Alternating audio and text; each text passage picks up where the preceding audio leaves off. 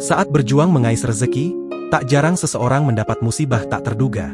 Seperti dialami driver ojol ini, ia bernasib pilu motornya terbakar di pinggir jalan. Padahal motor tersebut menjadi kendaraannya untuk mengais rezeki dan mencari nafkah. Sontak, nasib pilu driver ojol itu pun menjadi sorotan warganet yang iba. Sejumlah warganet pun ramai meminta agar membuka donasi untuk driver ojol tersebut. Video detik-detik motor driver ojol terbakar itu viral dibagikan akun TikTok adj05. Dalam video viral itu memperlihatkan seorang pria mengenakan jaket driver ojol berjongkok di pinggir jalan. Ternyata ia berjongkok sembari pasrah melihat motornya yang terbakar di pinggir jalan.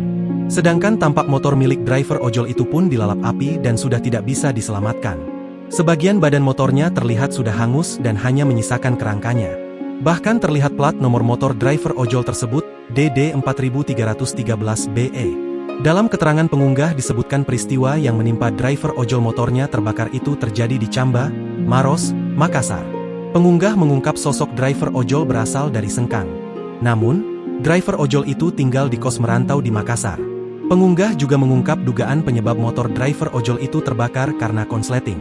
Dari kejadian itu, tak sedikit warganet yang iba dan simpati atas nasib pilu dialami driver ojol tersebut. Bahkan sejumlah warganet ramai menyarankan untuk membuka donasi.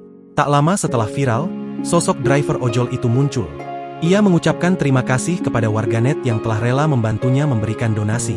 Ia mengungkap musibah motornya terbakar terjadi di Camba, Kabupaten Maros, Makassar.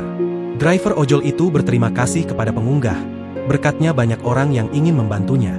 Assalamualaikum, terima kasih banyak saya ucapkan kepada yang telah memposting kejadian saya di Camba, Kabupaten Maros, motorku terbakar di pegunungan. Terima kasih banyak sudah ada yang mau membantu saya, ucapnya.